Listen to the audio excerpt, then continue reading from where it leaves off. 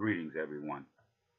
This is the Fruit of the True Vine Ministry Outreach Production, where the harvest is great and the laborers are few. And I am Minister S.J. Pipkins, founder and overseer. And our main text will be coming from 1 Samuel chapter 19, verses 1 through 13. And our subject today will be a good run is better than a bad stand. And the word reads thusly.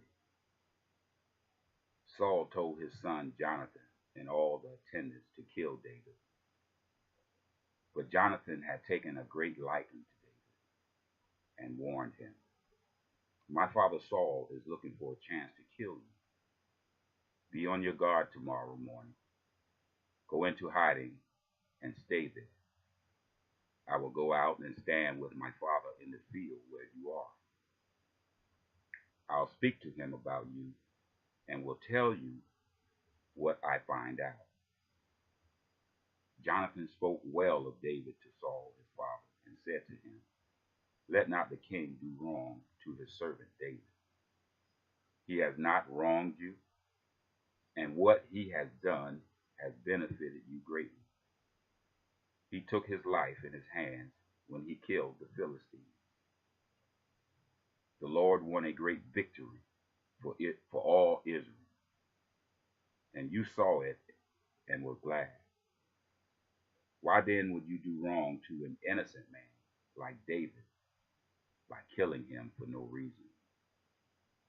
Saul listened to Jonathan and took this oath: "As surely as the Lord lives, David will not be put to death." Soon Jonathan called David and told him the whole conversation. He brought him to Saul, and David was with Saul as before. Once more, war broke out, and David went out and fought the Philistines. He struck them with such a force that they fled before him. But an evil spirit from the Lord came on Saul as he was sitting in his house with his spear in his hand. And while David was playing the lyre, Saul tried to pin him to the wall with his spear. But David eluded him as Saul drove the spear deep into the wall. That night, David made good his escape. Saul sent men to David's house to watch him and to kill him in the morning. But Michal, David's wife, warned him, if you don't run for your life tonight, tomorrow you will be killed." So Michal let David down through a window, and he fled and escaped. Amen. And my brothers and sisters, in our main text, it describes one of many David hostile situations with King Saul. King Saul chased David all over the land to slay him. And on several occasions, David had the chance to slay King Saul, but he chose to spare his life each time. He knew that God had appointed Saul as king, and he would not lay hands on him because he feared God. So he chose to run. If it had not been for the coaxing of his wife, David would have died that night. My brothers and sisters, have you ever been in a situation where the environment around you was hostile and you were outnumbered? What do you do in a situation like that? I'll tell you what you should do. Run. Some people say running is a sign of weakness. Well, I beg to differ. In this case, running shows signs of intelligence, because he who runs lives to fight another day. And if you have a significant other, teach them how to run, just in case things start to happen when you're out together. It's okay to lose a few battles in life. It's the war that you want to win. But my friends, running is a temporary fix to your problem. Or in other words, it's like a Band-Aid on a deep cut. It will hold you until you get the help that you need. But once you put some distance between you and the problem that you have been running from, what do you do then? At some point in time, you're going to have to turn and face your problem head on. After being delivered out of the hands of the enemy, the first thing we should do is give God praise. And the second thing is ask for guidance. Now, what would you do if he revealed to you that you are the problem? What do you do when you begin to realize that you are the root to most of your problems? And if that be the case, my brothers and sisters, my question to you is, how do you run from yourself? There's an R&B song, and its title is You Can't Hide from Yourself.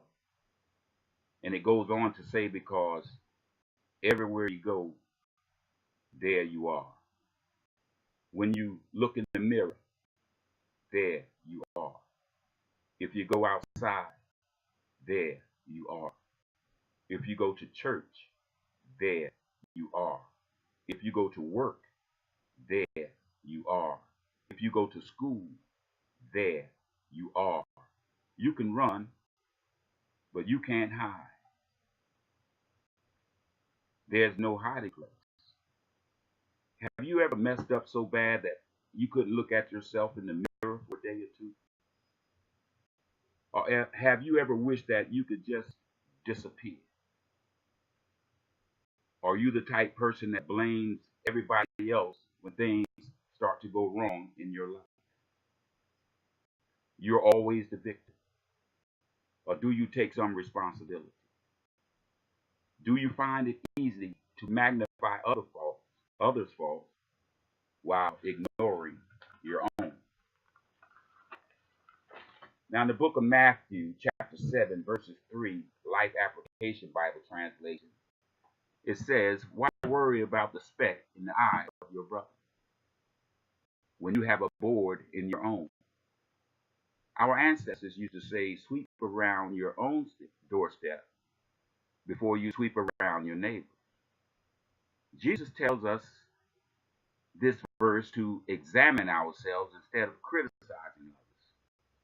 Once a year, most of us have a physical examination to tell us how we're doing physically. We should also have a spiritual examination at least once a year to tell us how we're doing spiritually.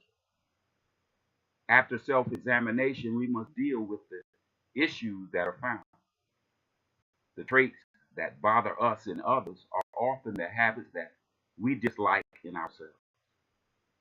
Our unbroken bad habits and behavior patterns are the very ones we want to change in others. Now, Proverbs 16, verses 1 through 3, King James Version says, the preparation of the heart is man, and the answer of the tongue is from the Lord. And the ways of a man are clean in his own eyes, but the Lord weighs the heart. Commit thy works unto the Lord, and your thoughts shall be established. You see, people can rationalize anything if they have no standards for judging right and wrong. It is important to ask two questions before moving ahead into a questionable area.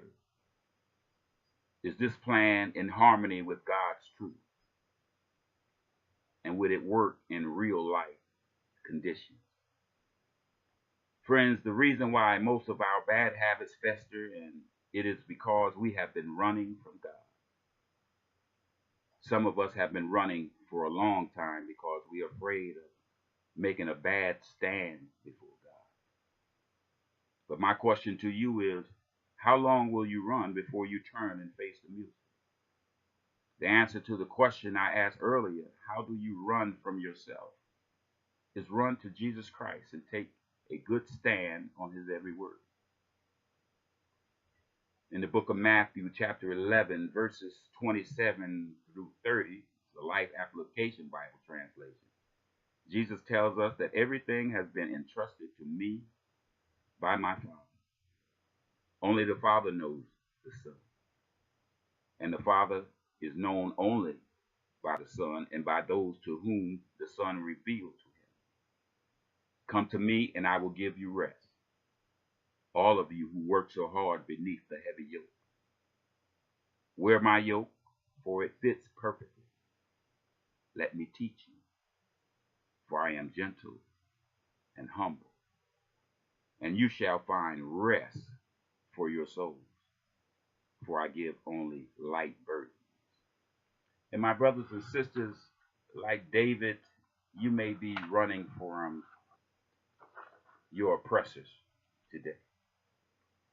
And you might be hiding out in caves and waiting for it to blow over. Well, that's all fine, but while you're waiting, stay connected to the Lord. That was one of David's strong points, is that when he was held up in these caves, hiding from Saul, David wrote a lot of songs. And one that really stands out in this situation, I would say, is Psalms 141. And David says, Lord, I cry unto thee. Make haste unto me. Give ear to my voice when I cry unto thee. Let my prayer be set before thee like incense, and the lifting of my hands as the evening sacrifice. Set a watch before my mouth, O Lord, and keep the door of my lips. And incline not my heart to any evil thing, or to practice wicked works that men would work iniquity. And let me not eat of the dainty. Let the righteous smite me, for it should be a kindness.